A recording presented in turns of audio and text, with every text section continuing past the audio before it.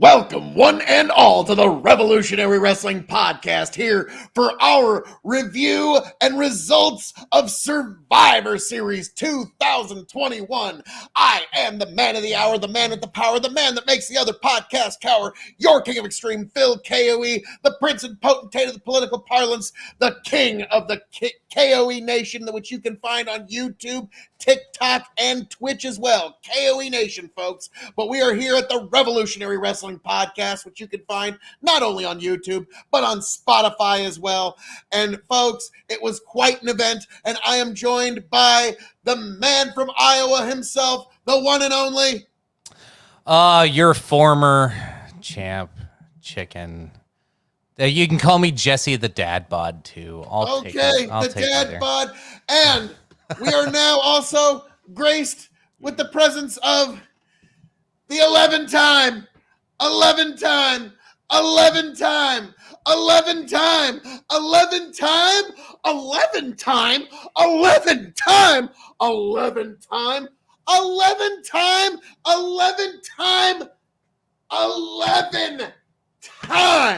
Revolutionary Wrestling Podcast champion, Tony fucking G. Tony, how are we doing this evening? Good, guys. How's it going? I love the shirt.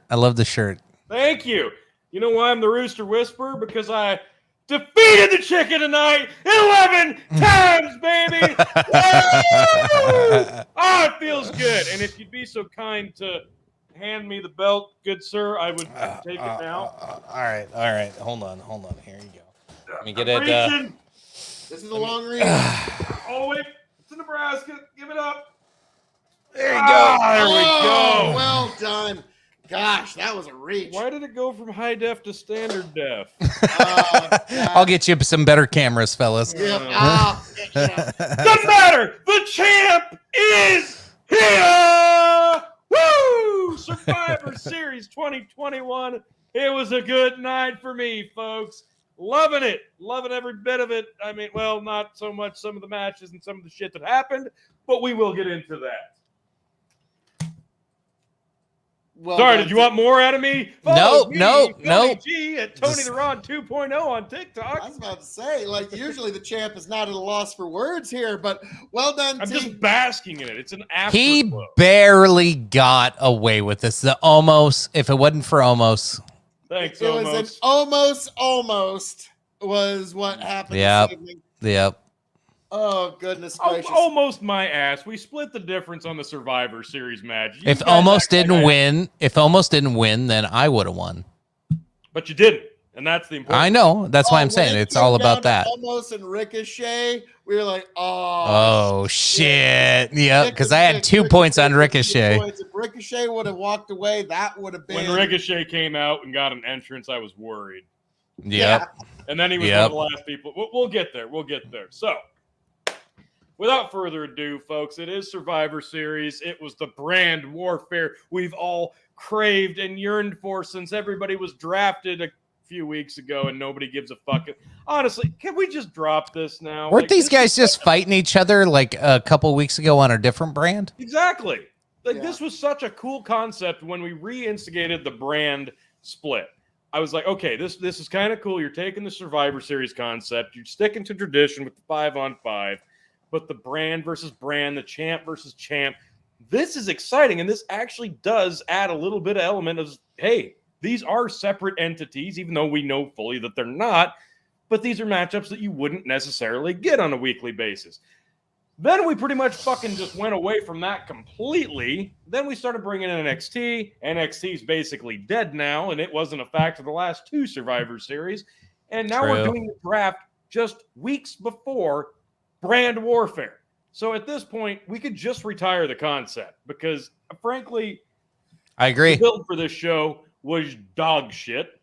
Again, at one point, I think Team Raw was all members of Smackdown mere weeks ago. It's just fucking like you can't wrap your head around. But yeah, they're going to come out with their Raw and Smackdown shirts. Like they are so loyal to their fucking brand. Oh, so we just got to fight for Raw. And thank you for joining us, 10 to 10, man. Yes, you philosopher king, you. Yes. in 2024.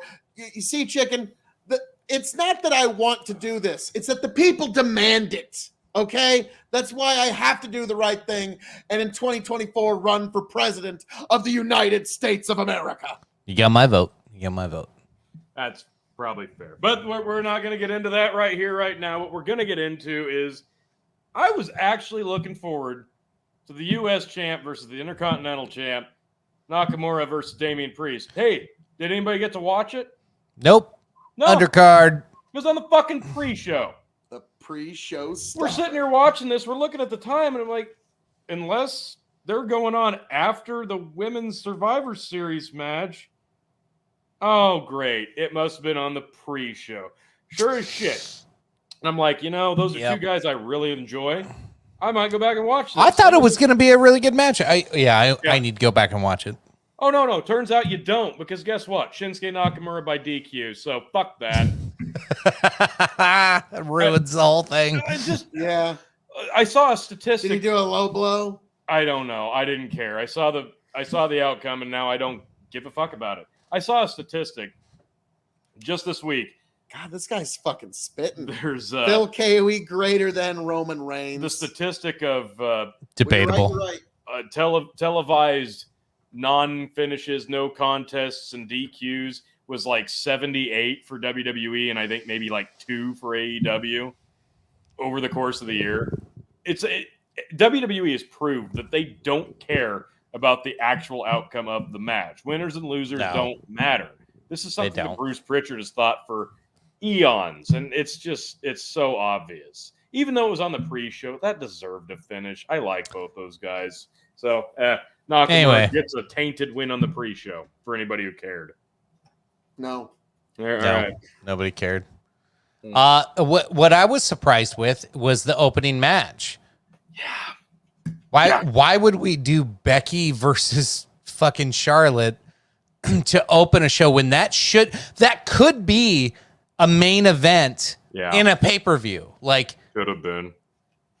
Holy shit. And then they open with it? I was shocked. And they got right after it. I mean, they made you believe that they were not all that cooperative in the ring. I'm still not 110% convinced that this isn't still a work between Becky and Charlotte. Like, still trying to swerve us all into thinking that there's actual animosity there. And I'm sure there's still a little animosity. Are you implying that the great institution of professional wrestling would lead us to believe that two people dislike each other more than they are actually presenting? I'm just saying. I don't know what to say, sir. I think they took the ball with this and they ran with it. And these are two women who know each other inside and out. Like I said, they're capable of putting on a great match on the spur of the moment, which this basically was. And the animosity, they're going to hype that up. I think they're definitely exaggerating what little bit of animosity they actually have towards each other. Even if they do, they're still professionals. They still put together a hell of a match, and they laid their shit in thick regardless. There was a couple moments that got a little ugly. I loved it. Like where Charlotte brings the back of her head into Becky. It's like, okay. Yeah, they, like you said, they wasted no time. They started laying their shit in immediately. And I was surprised at Becky's wardrobe tonight. But it stood out so well. I don't know. It made the match flow so well. Was it the Scarlet Witch? Yeah, exactly. I love that. I'm like that. It adds a little element. I don't know why. It just aesthetically pleasing. It looked good in the contrast against Charlotte. I thought that worked really well. Becky, I thought was pretty on point tonight. I've been a little hard on her since she's come back. I thought she looked pretty on point. She wasn't very offensive, though. Like, no, granted, you're right. Like, technically, she was good in these matches, but she wasn't on the offensive a whole lot. And that was a little disappointing.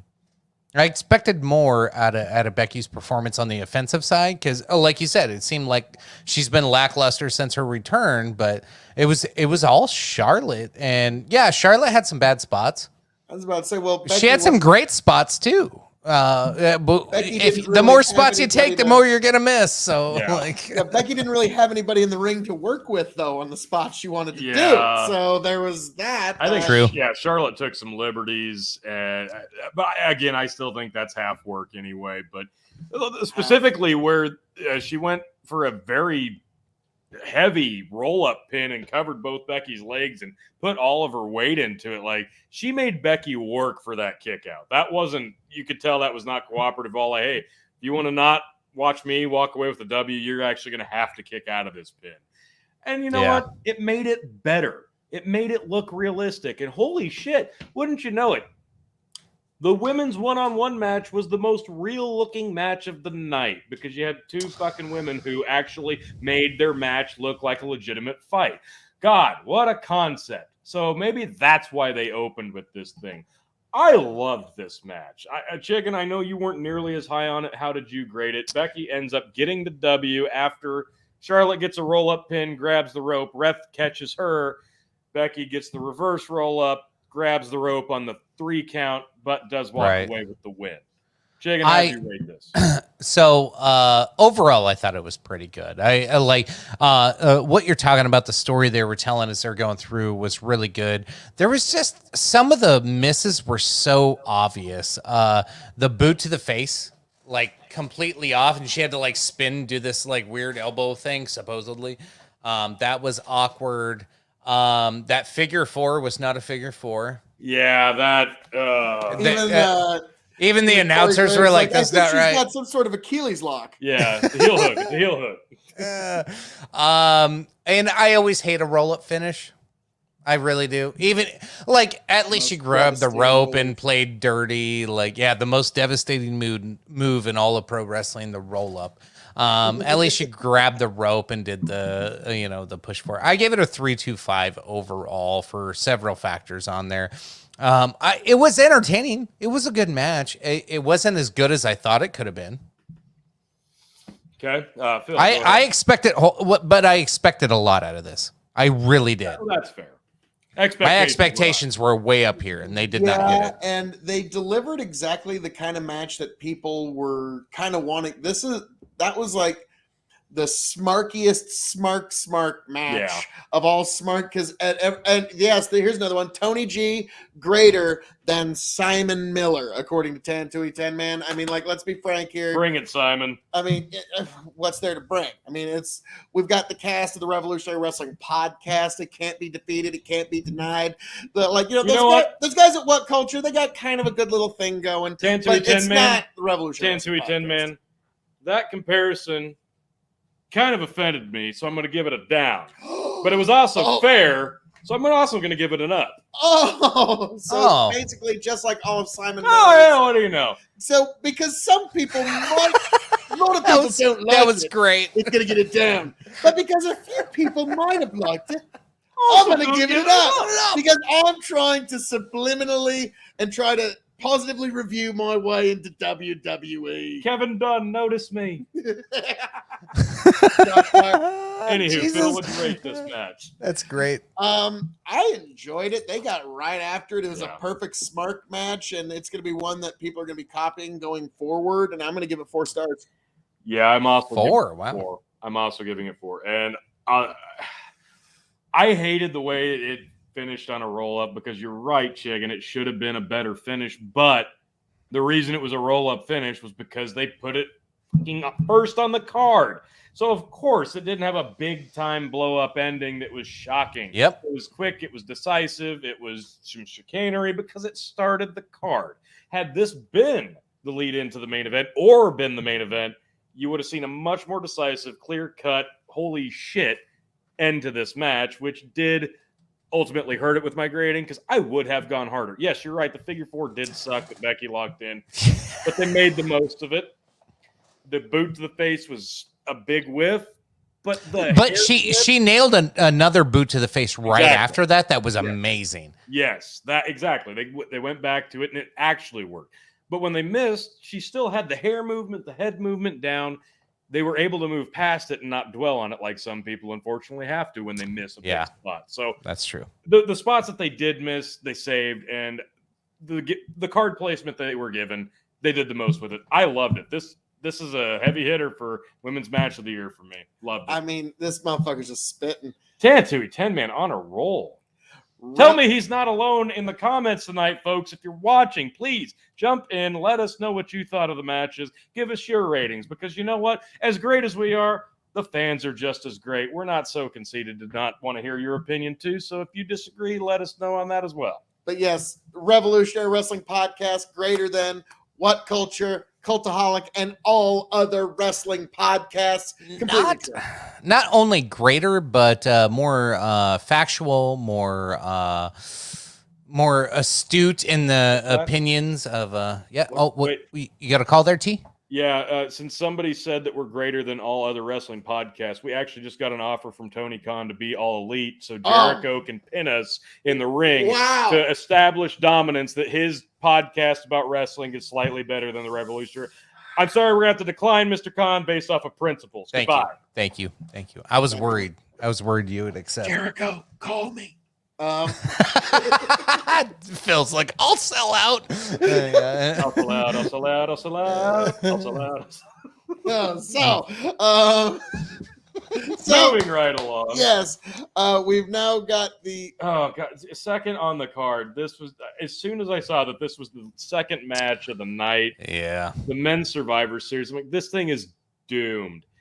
It's so disappointing, because what was it? 2019 was really, really good. 2018 was really, really good. The men's Survivor Series match used to be one of the best matches of the year, because you'd get 5 guys against 5 guys. It was the match of the year. Yeah, 5 guys against 5 guys that are fantastic.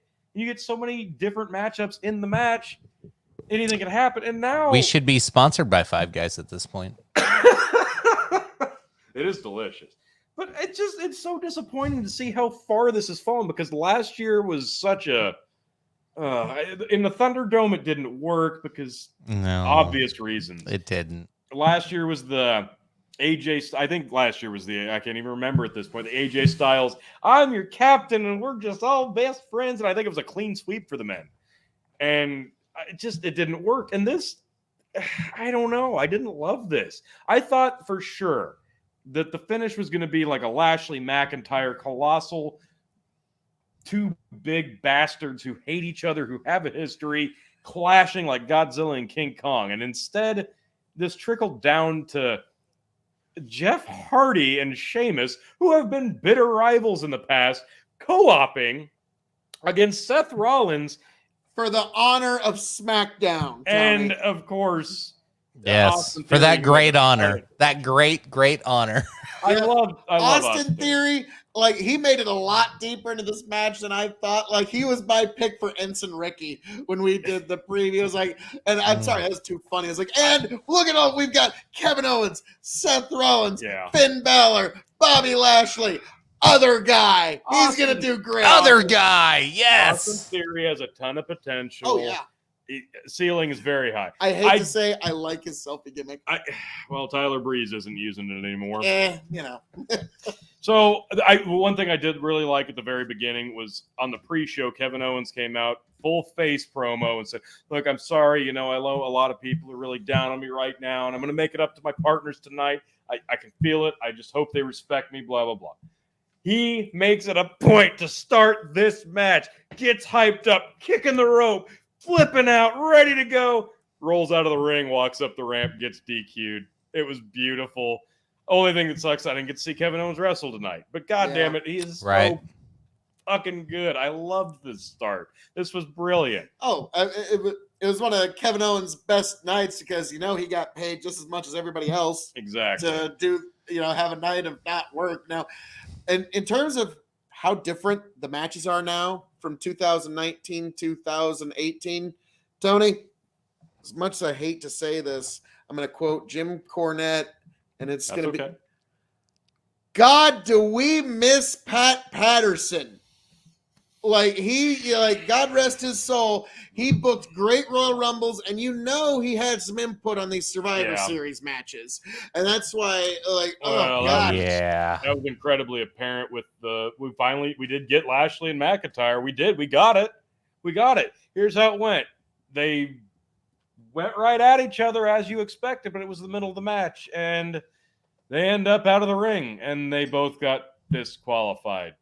So it was completely pointless. But no, I'm sorry, it was not completely pointless because we got what may be the play-by-play color commentary quote of the year, folks. Bobby Lashley is finally gone. Drew McIntyre fucking lays him out with a Claymore kick after they've been eliminated. And I'm so just gobsmacked by the sheer genius of this call. I can't even think of who it was who said it, but as soon as the Claymore hit, we got, by gosh, I'd like some more. I'd like some Claymore of that. I almost left. I almost got in my car and left when I heard that. It's just painful. Yeah, that one was like, okay, please tell me that wasn't Pat McAfee. Yeah. Like, no, that one it wasn't. It was bad. probably the guy that another truth So bomb bad. from Tantuy 10 man. Pat Patterson, greater than that's man. Xavier went out to the Hurt Lock before that. But like we said, it got down to those four guys: Hardy, Sheamus, Rollins. Yeah. He didn't have the power of his crown anymore. Yeah. So it's kind of like Samson having his haircut. And then Sheamus gets knocked. How did they fucking knock Sheamus out? I didn't like it. It was a roll-up pin. Yeah, that's right. So the most devastating move in sports entertainment. Chicken's checking his super animatronic watch that's trying to get. I'm getting strange alerts from our Facebook page right now. So Hardy knocks off Theory, and then what did we do this time? It looks really good for Hardy against Rollins, but I saw this a mile away. Gets the knees up on the Swanton. Hits the curb stomp. 1, 2, 3. Rollins went from last year eliminating himself by getting on his knees and letting Sheamus boot him in the face and pin him right away to being the lone survivor this year. So I wish I'd have had that in my mind when I made my pick, but I didn't think you'd see a clean sweep on Raw on the Survivor Series matches. So it is what it is. I didn't love it, but I didn't hate it. It was better than it could have been. I gave it 3.25. What'd you give it, Chicken? I hated it much more. So there were fun parts, but it was so hard to stay interested in this match. Like, it was just all over the place. There was no plot to anything. It was like, let's look here, let's look here, let's look here, and nothing made sense. There was no actual I was not invested in anything going on, so it was hard to really follow. The ending was fun. The double count out. Oh my God. Okay. Sure. So leading up to this pay-per-view, there was a lot of people thinking that it would be the Charlotte and Becky fight that would have a double count out. A lot of people were actually predicting that. That was actually a betting line. That was actually a betting line in Vegas too. Yeah. And I was like, ugh. Wow. So there's whenever there's a betting line on a match, I'm betting that there will be a double count out like that, but it's going to be on a different match just to piss you off.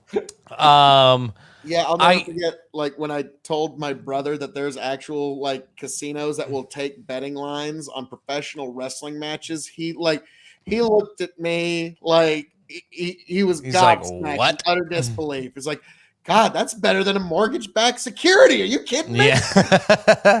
The other one, you guys talked about the KO, Kevin Owens, leaving at the beginning. I thought it was kind of funny, but at the same time, it was just a big waste of time.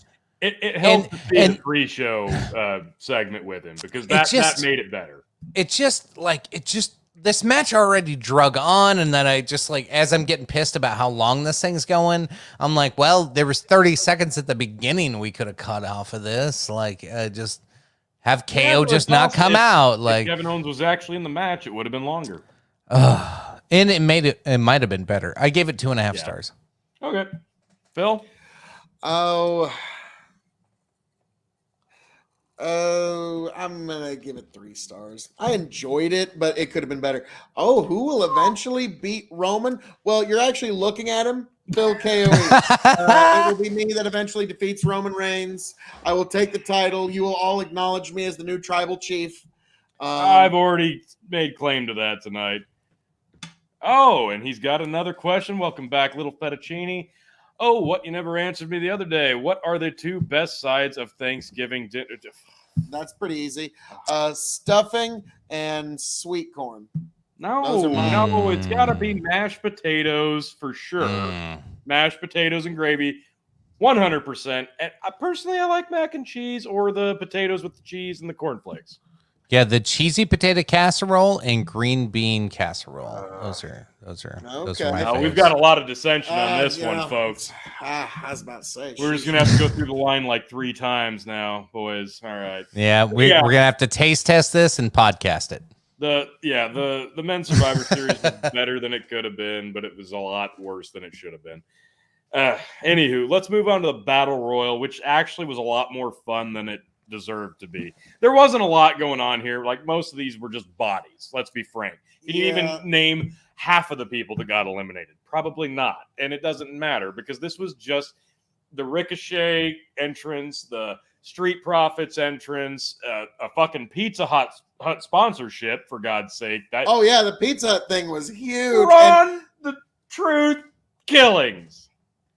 Fucking hell. This was amazing. He goes out, gets a piece of pizza, mashed potatoes and cranberry. All right, you're half right.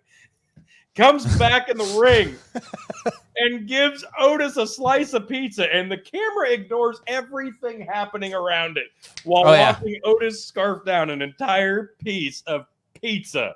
It was beautiful. And then he slapped him on the ass. So basically, this Battle Royal was stupid. An excuse to look at Pizza Hut pizzas. That was the whole impetus for this entire thing. It wasn't as egregious as crap. I imagine the corporate call was like, okay, hold on, Phil, I'm going to call you. Hello. Hey, Vince. This is Pizza. How you been? Well, how we doing there, pal? Just great. Yes, things are doing great at WWE. We've never been more profitable. Yeah, cut them. Yep, cut those two. So what can I do for you at Pizza Hut? I want to sponsor a match. What kind of match are you thinking? If I gave you, say, $5 million. Oh, well, pal, we're not just going to give you any match. It's not going to be just any old match. This match is going to be one of the best matches because it's got one of the best names. It's going to be a Battle Royal. It's got the word royal in it. I like the sound of this. All your money, pal. Vince, I love the sound of this. Can you make sure whoever you target this ad is somebody who's short and round? Oh, don't worry, pal. Do not worry. We're going to make sure that all the short, round people are going to just want this pizza, pal. Oh, yes. Now, all right. Can you make sure that check clears by the end of the day, pal? Absolutely, can do. Make sure they're short and round, and we got a deal. Thanks, Vince. Good shit, pal. Later. We placed another mark. And all right, so Now, nothing has ever been as egregious as the KFC Battle Royal. If you haven't seen the KFC Battle Royal, everybody came out dressed like the Colonel. Shawn Michaels came out of retirement for it. Ric Flair came out of retirement for it. He came in his Ric Flair. That's got to be some powerful fucking money to get people out of retirement for KFC. I can think of one match that had it. Hey, KFC money is real money. I can think of one match that had a more egregious product placement ad, and that was earlier in the year. Maker's Mark. When they did a match with fucking zombies, and they fucking promoted a zombie movie. Yeah, that happened. That did happen just earlier. That happened. We'll touch on that at the year-end awards that are coming up in December. Oh, God. But this match, this was fun when AJ Styles rolls out of the ring, stands on the commentary table, doesn't even get in the ring until 3/4 of the way through the match, hits a beautiful, phenomenal forearm on Dolph Ziggler. They're finally starting to sort this out. AJ gets hung up on the ropes by, what is Dabo Kato? Is that still his name? No, it's like Colonel something. Whatever. He's pulling AJ out by the tug arms. of war with Almost AJ. is pulling AJ back in by the legs. That was, That was the hilarious. spot of the match for me. It's like they're literally playing tug of war with AJ Styles, and AJ is just. Think how much of a good sport you got to be to like. All right, I'm just gonna let you guys tug of war me. I'm the greatest wrestler in the company, and I'm being a rope. Yes. So that happens. AJ ends up out. They all team up on Omos. He ends up eliminating several guys. Sami Zayn and Cesaro and Ricochet. Sami Zayn's trying to rally SmackDown. They're like, yeah, screw you, and they end up getting rid of him. This comes down to Omos and Ricochet. Which I had 2 points on Ricochet. I saw Phil had oh goddamn, yeah. Both Sami Zayn, yeah. Both of yours went out early, because I remember sitting there going, "Woo, Phil's not in this anymore." And then AJ went out, and I'm like, "Oh, all right, I need Omos really, really bad now." And then it came down to Omos and Ricochet. I'm like, "Oh, holy shit! All right, this is separating the boys from the men here." And I'm like, surely they realize that Ricochet is like half the size of Omos. Oh God, I'm fucked. But no. Cooler heads did prevail. Omos did end up winning this thing. And you know who got over the most? Montez Ford! Yes, he did. Yeah. Now, what's hilarious is True. that Ricochet went to pull the rope down, and Omos, all he did was just bend over, and then he just touched the side. God, like, his feet didn't even come up. Like, he's just so big. He just bent over. And it was the funniest thing ever. Like, not today. Yeah. And he just picked him up and roar, and you know it was done with just like a giant roar. Like, I would. Little Fettuccine 69 says, I would like to see Lashley get traded to SmackDown, restart the Drew feud again, or start a feud with Roman. The Roman feud would be interesting, but I think that's just a big bad that you build for Roman to try and take down. I don't think Bobby's the guy that actually takes I would Roman like down. to see Lashley move to SmackDown, because after the way they pulled the belt off of him after he had a really nice run, a shake up to the other brand might be just what he needs. I hope they can keep him fresh, because they've done such a good job, but now they're treading water. Yeah, after you've seen Lashley finally have a good run and actually become a star, like after all this time, Lashley's been around for a long damn time. And finally, we found the Lashley we want. Yeah. And now we're sitting where we are. It's hard to come back from a title run like that, and then it's hard to disagree. Back on him. It's hard to disagree not to put him back on SmackDown and give him something to. I would like that, but it's Roman's show, so anybody they move to SmackDown right now, you know they're just going to end up eating an L, and that. Well, and it doesn't serve the purpose going against Roman. I agree. It'll probably have to be a Drew feud again. Which I think for the time being, we've gotten all the mileage out of that. They burned. Yeah, we take a break from it. And they, come back. they burned that one. To go learn a new hold, as Jim Ross would say, and then come back with something a bit more fresh. I think actually, if you were to do that again with Bobby as the face and Drew as the heel, that would actually be fascinating. Give me Drew heel. I want Drew heel. I want it now. I want Drew heel bad. The Scottish Psychopath is a way better character than nice guy, big bastard Scottish dude with the sword that is campy as shit. I'm not the Scottish Psychopath, but look at me sword. Is everybody afraid of my sword? Yeah. I gave the Battle Royal 3. I think the Montez Ford, just please, Montez Ford. Just push Montez Ford. That he loses the match, and he still is the one that looks like $1 million coming out of this thing. Montez Ford is charismatic, athletic, young, and has a world of potential. Push Montez Ford. That's all I have. 3 stars. Yes, I do have to agree. For the Battle Royal, yes, I kind of liked it a little more than you. Really? 3-2-5. 3-2-5. Fair enough. I liked it a little less than both of you, but not by much. I thought it was going to be way worse than it really was. I did too. I gave it a 2.75. Overall, though, like it was entertaining. It was honestly way better than it deserved to be. Yeah. A lot of battle royales when they happen, you're like, ooh, usually they're garbage. This one wasn't bad. It was okay. Moving on next, we had the tag team clash of the champs, Raw versus SmackDown. The Usos versus RK Bro, and this is the one that kind of sealed it for Phil. But I need to say something, okay? I need to bear witness to this. I actually saw this, okay? This is the match that I needed the Usos to win. But the minute I heard them say, Randy Orton has wrestled more pay-per-view matches, like, oh, fuck. Yeah, milestone. Plot shield armor. Fuck.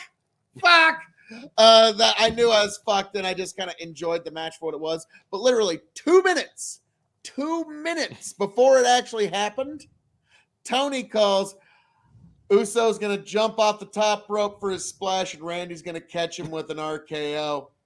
And then, boom. The series of events just kind of unfolds perfectly. Riddle falls into the corner. He gets the blind tag. Riddle gets knocked down. He goes up. Randy slides in out of nowhere. RKO. And nobody kicks out from the RKO. Yes, Little Fettuccine. I'm 100% with Little Fettuccine on this one. I gave this a 4-star. Like, I was in this match from start to finish. There wasn't a lot of slow moments and not a lot of missed spots. Like, overall, this was a really entertaining match. Yeah.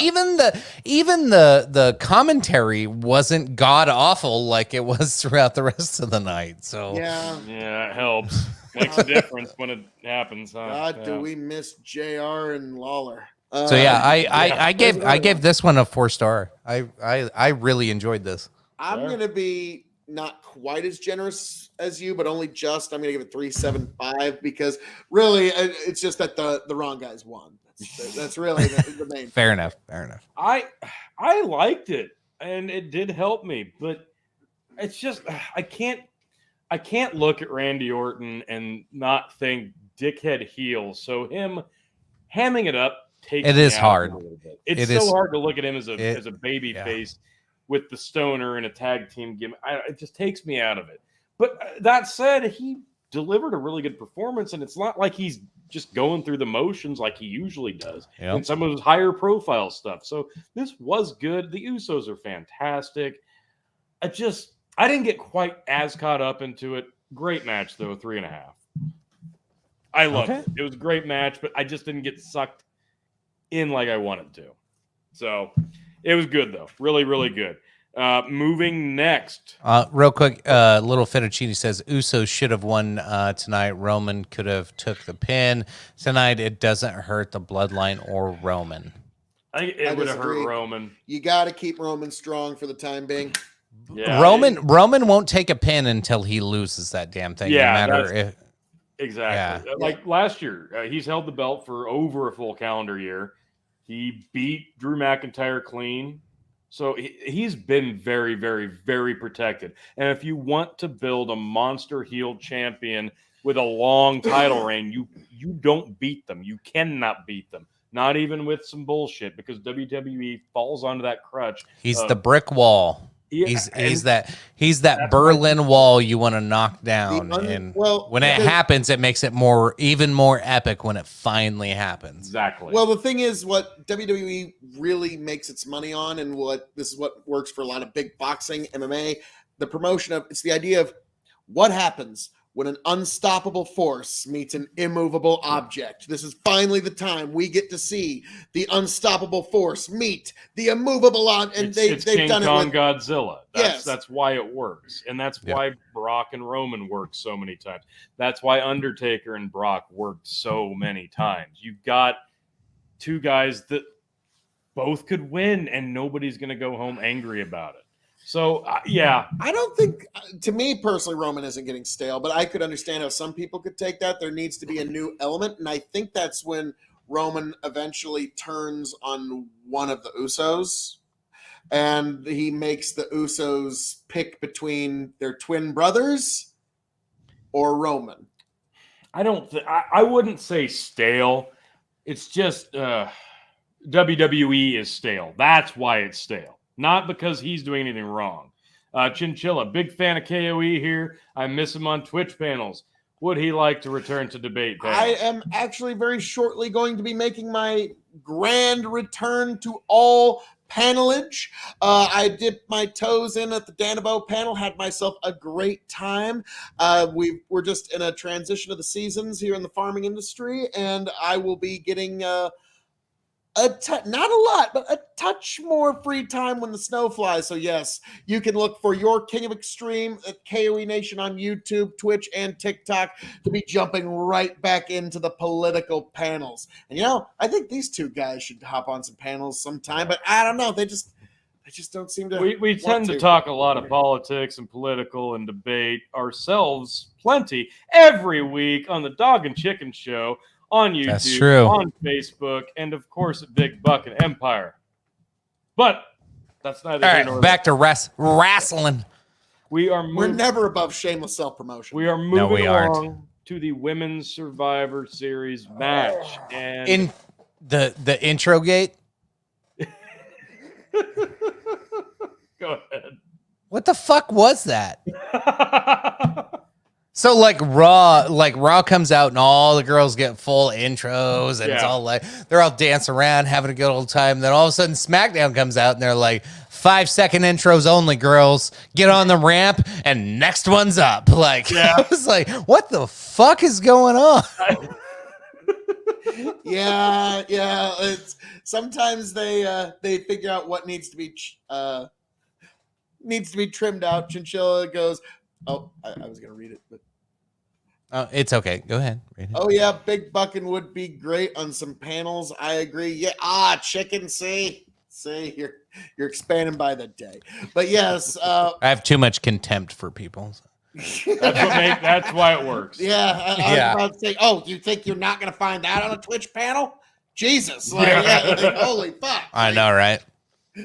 Are you not familiar with the platform? That's fair. That's kind of the game there. But so, anywho, moving onward and upward, the Women's Survivor Series match. I guess, you're right. If you look at only the introductions, you could have seen it was awful. Going to go.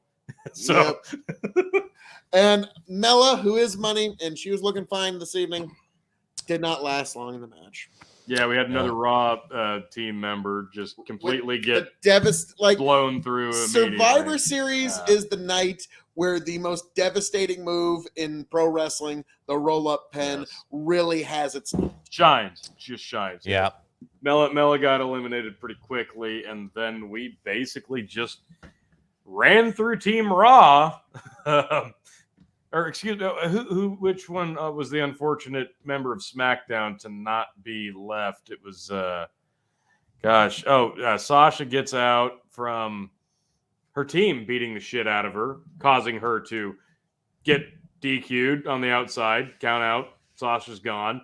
So we had, 3 or 4 of them yet at that point against Bianca Belair, who was the sole survivor of Raw. They all managed to trip over their own feet so fucking much that fucking Bianca walks away. God, this turned into a bit of a mess for me, but it turned into a Three Stooges bit at one point. Like Liv Morgan was trying her damnedest to do stuff here. Rhea Ripley, before she got eliminated, looked like a fucking just absolute star, as she usually does. I loved Rhea's performance. I was actually pretty impressed with Liv's performance. Carmella did her shtick. Bianca did look pretty good. Zelina did some nice spots, but for giving her the Queen of the Ring, they haven't done much since that. Go figure.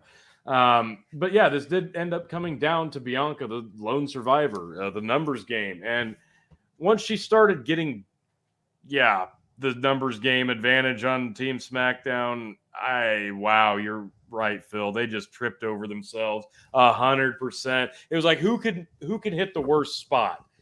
And that award, Shotzi Blackfart, my God, bravo, the worst frog splash I have ever fucking seen. Wow. And you know what made it even worse? Sasha Banks immediately hit a frog splash after yours, and hers wasn't even that good, and it was still leaps and bounds better than yours, Shotzi. My God.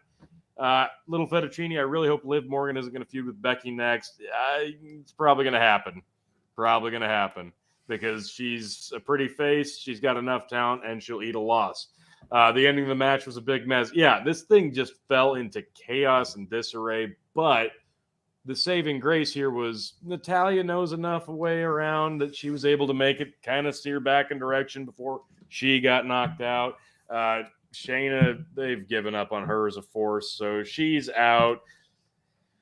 And then, Bianca Belair is just such a power. She's such a force. She's so athletic that all the fumbled spots, she was able to save a lot of miscommunication and deliver enough of a performance that you can see why she was the winner here. Shotzi was terrible. I'm sorry. I'm just going to say it. I don't get the obsession with her because I know she comes from NXT when people were just fawning over her and, oh, she's great. I've never been impressed by her. And her performance tonight was shit. Yeah, she just seemed to step off with everything she was doing. Not good. And again, comes the 4 horsewomen. If you cross any of them, she's supposed to be trying to outshine and show up Sasha Banks, and sure didn't fucking do that. Yeah. So just something to keep in mind. Shotzi, she's starting to learn what the pros are like. I don't know. Bianca got the win. It was a mess, but Bianca's performance. My favorite spot was Toni Storm when she first came in. I don't know if it was like she reversed the clothesline or whatever it was, and then did that flip around slam. I don't know what the fuck that was called, but it was fucking great. Yeah. That was amazing. I was like, damn, like I didn't think Toni Storm was gonna be like coming out balls to the wall like that. And then her and Morgan start going at it, and their timing was like way off. I was like, you come in like fucking lightning and you go out like a fart. Toni Storm got the potential, but they were both just not with it. I don't know, just didn't mesh well. 100% right. So no, and I loved Morgan in this one. Honestly, I'm trying to remember. I've always been a fan of Liv Morgan, but when I can't remember who she eliminated, but then she like sat up and did that. There's no reason she's a fan favorite. I had a good time there for about 10 seconds. So that being said, I gave this 3, mostly because Bianca and Rhea Ripley. I agree. 3. I can't disagree. 3-star match. It definitely could have gone the other way and been way worse. Whatever happened to the women's tag team? Rhea Ripley has one. I think she was carrying it when she came out.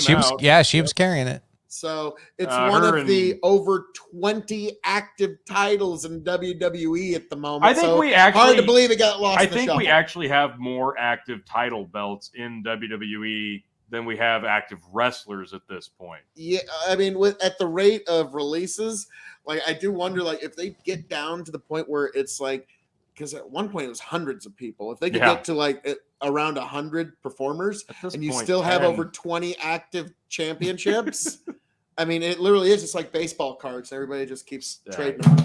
No, I don't know. I could have graded this a lot harsher, but Bianca and Rhea Ripley really saved it for me. Toni Storm did a nice job. Sasha did enough in there that it was still enjoyable. As soon as I seen it was 4-on-1, I knew that shit was over, though. That was what crowned the new 11-time champion, Toni G. You should really be a big fan of Bianca. I mean, like she came back from a 4-1 odd, but I got to give WWE credit because this is the first time they've ever told the story of people on a tag team that don't get along. How are they going to coexist? That was this. We got to get along here, but Wasn't this? Wait. Wasn't that the whole pay-per-view? Pretty much. Okay, sorry. So it was. How can anybody coexist in this pay-per-view? I don't understand. Yeah, that was a good Lord. But yeah, that was, and again, I was just kind of making the joke.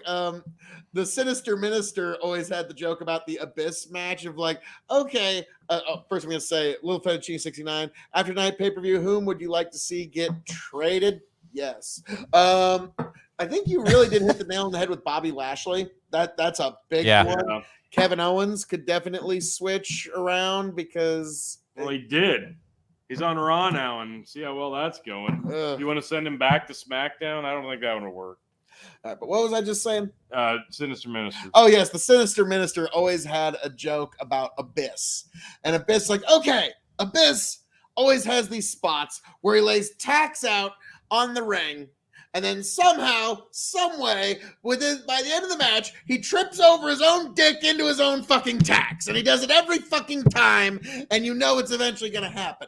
And when we saw his 4-on-1, I was like, okay, how are these girls going to trip over their own feet so much that they keep just landing in Bianca Belair's roll-up pins? Yeah. And that was what we ended up seeing, more or less. And then when it was down to 2-on-1, it was still, how are they gonna coexist?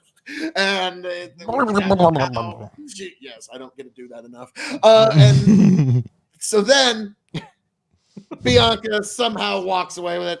I gave this match, honestly, 3.25. I actually kind of liked it. There was points of enjoyment. Oh, if you would have had some of the women you released earlier in the year in this match instead of some of them that were, man, this could have been really something special.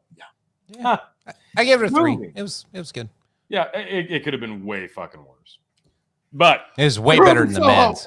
Way better than the men's. I got way more into this one than the men's, of course. Well, it was the one that decided the championship, so of course I might be a little biased, but speaking as the 11-time champion and the best in the world.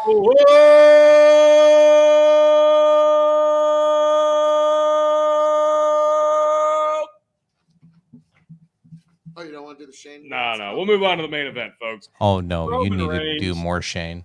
Big E, Universal versus World. I loved it. You loved it. All right. Tell me why.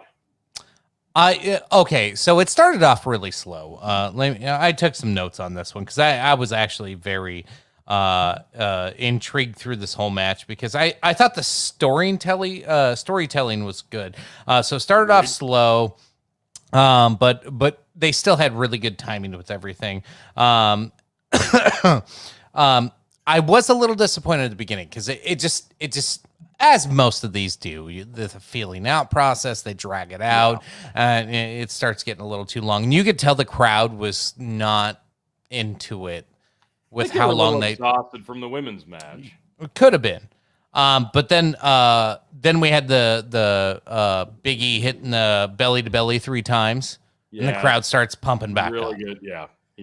They finally start getting into it, and then all of a sudden Roman hits reversal and crowd dies. I was like, okay, they're in. The crowd is hooked now. The fucking hook is in the cheek, and they're all in on Big E. I'm like, here we go. They did that. The roll. It was really cool to see Roman do that. It was that they did the roll up, and then he did the sit up fucking power bomb, and that was a cool spot. Big E, that was like, dude, how strong is this motherfucker? Yeah, that was impressive. And then legitimately like a fucking comic book superhero like Roman Reigns does, doing something that clearly is a feat of strength to a guy who looks like a comic book villain, if we're being frank. It's a visual stimulation that sticks with you. Yes. Yep. I gotta agree. That was one of the big highlights of the match. That's what got the crowd on both sides. If you were a Roman fan or a Big E fan, everybody was in now. Everybody's like, okay, shit's getting good now. The crowd was all in at that point. And the first spear Tony called didn't end it. He called that should be the end, but it's not. Should be, but it won't be. So Roman missed that super punch, but then he connects on a rock bottom. Yeah, it looked good. That made me wonder if at the end of the night we were going to hear, if you smell what the Rock is cooking. And he was just going to make an appearance to set up an eventual WrestleMania match. They haven't gotten that contract signed yet, so Brock's still on tap. Yeah. And after, I have problems from here on out, though, because not only can Big E take a sit-up powerbomb, he can also take a rock bottom, and then he can take 3 Not one, not two, but 3 Superman punches. Yeah, I think that was what did it for me. Like, I really liked the second half ladder of this match. Like you said, it took a while to get going, but once they found the groove, it was really good. And they did a really nice job of making Big E, because that's what they have to do. Yep. He's a new champ. They got to put him over. Make him look like he's on par with the other guy that's the other champ, but he still can't be as good. He's still got to be the underdog, but he's got to look good doing it. So they did a good balance of that. But yeah, him eating all the special trademark and finishing moves, it does devalue Roman's power a little bit, but we still knew what the outcome was going to be. So it's not like it really hurt anything long term. Little Fettuccine, about to go to sleep soon. You guys have a good Thanksgiving. Any predictions for tomorrow night's Raw? Okay, real quick, before we get into the finish of this, on Raw, I would expect to see Kevin Owens do something related to the world title picture, because I think that's the what was this about? Going. Yeah, I think that's what this is going to go towards. He's still popular as hell. He's not going to win it, but I think Kevin Owens is going to make a claim for the world title, and I'm going to say maybe some seats for dissension between RK Bro, going out on a limb. And I think at this point, if we don't get Ripley and Belair, what the fuck was the point of this? Yep. I got to agree with everything he said there. Little Fettuccine. Yes. Have a great Thanksgiving. Absolutely. Happy Thanksgiving, sir. On the flip side. Enjoy. And there's another comment, Chicken, that I very much agree with, and I'm going to put this in. Oh. I nominate Little Fettuccine 69 for Fan of the Year. So it's going to be 2 years running? At our year-end review, we're going to definitely, so Little Fettuccine, once you see the year-end review go on live, definitely come on, because yes, definitely the leading nominee for Fan of the Year. But you're going to have to wait to see at the end to see, will he get the trophy? Could be a repeat winner. Okay. But yes, back to the title versus title. Well, not really title. Wrapping up the spots that I wrote down. So Big E then gets the spear and knocks Roman out of the ropes. The through the rope spot, that terrifies me every time he does it. Yeah. It looks cool as hell, but my God. Oh. Yeah, this one looked like he was about to snap Roman's legs if he landed wrong. Oh. But then as soon as I seen that, I go, oh no, it's Spear City now. And I was right. Roman comes back in, spears Big E. Then he does the so he goes for the guillotine, and then Big E flips it to the big end, which was I was like, oh, okay, that was pretty cool. Yeah, that was a good spot. But then Roman grabs a rope, gets up, spears him, match is over. I'm just like, it took a long time to get to England in a rowboat, but they made Big E look strong. And that was the goal here. You wanted him to look as strong as humanly possible while still eating a loss. Before Roman lays him out flatter in a plate of piss on fucking And that's Broadway. kind of the downside of the entire concept of Survivor Series as we know it now, having champ versus champ. Because champ versus champ with no titles on the line, one of your champs is going to go away looking like shit. I was about to say, I think like Survivor Series, they have the standard matches and then have one champion versus champion where the belts are on the line match. And that's you could do that. You could do that. Even that Royal Rumble could have meant something. Like any of this could have meant something. Yeah. There's no repercussions. That's the thing. Like this event happened. It was kind of pointless. We're on the show. All of it's pointless. None of it matters. There's no follow-up to this. There's no tomorrow for any of these supposed feuds. And that's the downside. It's hard to book like a this. 70s sitcom. It needs to get back to its standard stasis by the end of the episode. So the next episode, it's like, hi, honey, where are my pants? And so it's a standard show when it gets back to Monday night. And at the end of it's the same story as last year's Survivor Series. Drew McIntyre eats a close loss to Roman Reigns. Still is a champion at the end of the show, but he just came up short. Roman Reigns stands supreme. Same thing with Big E here tonight. He's in the ring, standing there with his belt, exhausted, came up short. Roman Reigns leaving with his belt, the victor. So we knew what the fucking outcome was going to be. It's not like it hurt it, but you're trying to get Big E over as this underdog, up-and-coming, big, badass champ. but you still had to throw him in there and lose to Roman Reigns. So it didn't help him, but I don't think it hurt him either. So I don't know. It's just it's hard to take this Survivor Series concept with the way they book the product right now and really get the most out of it. So that said, I really enjoyed the match. I didn't get as sucked in as I wanted until the very end. So, but it was flawless. Like, really, there was nothing there I can complain about at all. Really great match. 3.75. I'm gonna disagree, but only just, and I'm gonna give it 3.5. Okay. I really enjoyed this match. It was a great, but like Chicken said, you just feel like there's another gear they could have shifted to.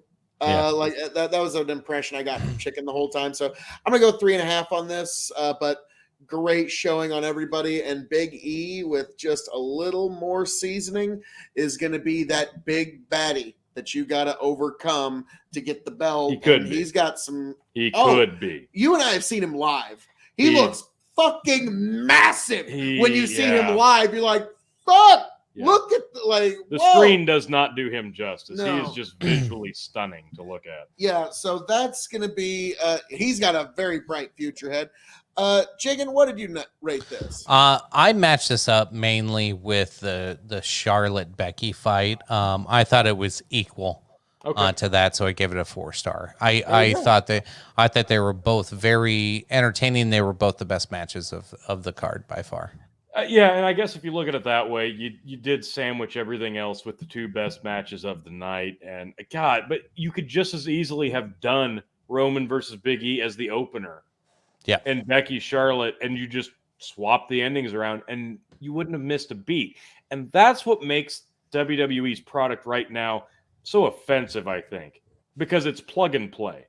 You can insert anybody into any situation in any match, and it doesn't matter. And that's kind of what they're doing with all the releases right now. They're saying your name doesn't matter, your name value doesn't matter, your persona, your identity doesn't matter. We can do this with anybody. And that's what they're trying to prove with these releases right now. But the people that they have in the positions that they have them, like Big E, Roman, Charlotte, Becky, they're making the most of it the way they know how to make the most of it. Could everything they did tonight been 20 times better? Oh, good God, absolutely. Yeah. But they have television show writers writing a wrestling show. So the fact that they were able to put together the show that they did is a pretty monumental achievement. Well, there's something you guys got to keep in mind, and that's going forward. Be sure to check here at the Revolutionary Wrestling Podcast, December 12th for TLC. But more importantly than that, are they even having that this year? I think they are, but this is the bigger one. Much more important than that. I didn't think there was another event before January. Well, hang on. Let me actually get there. January 1st is WWE Day 1. Yeah. So the idea that we're in a plug and play holding pattern, that's what everybody's doing right now. And I think that could be a very big deal as to why a lot of these releases are happening. They've decided they're completely restructuring the company. These are the people we need. These are the people we don't. WWE Day 1 is kind of like the WCW reboot that we never got under Eric Bischoff. Oh, good God. And so I think, as much as I hate to say, because I think it was going to be WCW Big Bang was going to be the pay-per-view, and it was going to be their complete reset as a product. And I think that's what we're going to see here with WWE Day 1 on January 1st. I don't know if it's going to be quite that grand scale, but it worked out well for WCW. Yeah, it did. Yeah, tenfold. I don't know. I don't know what to expect, but at this point, we probably need to get away from the separate brands because you don't have enough people to really do it justice. So I don't know. We don't know what to expect there. But regardless of whatever happens in December, Tony G is heading in to December and potentially 2022 as the Revolutionary Wrestling Podcast champion. And that's really the most important thing. So make sure you are here next month for our year-end reviews, awards, and everything else in between. What was the best? What was the worst? And, of course, bow down to your tribal chief, Tony fucking G. It's painful. It's painful. I can't acknowledge somebody who didn't acknowledge me all year long. So sorry. I'll tell you what. I do acknowledge the fact that you bested me when I was able to get a hold of it. But now that I've got it back in my grasp, I think I'd like to hold on to it for a long, long time. Was that like a weird backhanded acknowledgement? Well, we'll let the audience decide. I don't think it was. I think that was weak. As I'm known to say around here at the Revolutionary Wrestling Podcast, all that being said, thank you for joining us for Survivor Series 2021 results and review. Folks, I am your King of Extreme, Phil KOE, the man of the hour, the man with the power, the man that makes the other podcast cower, the prince and potentate of the political parlance, and one damn handsome man, if I do say so myself. You can find me at KOE Nation on YouTube, Twitch, and TikTok. That is KOE Nation. You can also find Chicken over there at Big Buckin' Empire on YouTube and Facebook. Big Buckin' Entertainment on Twitch. But right here is the place you need to be, most importantly of all, the Revolutionary Wrestling Podcast on YouTube and Spotify, folks. Yes, the Revolutionary Wrestling Podcast, folks. I hope to find you back here for our year in review, for reviewing any major wrestling events that happen to drop.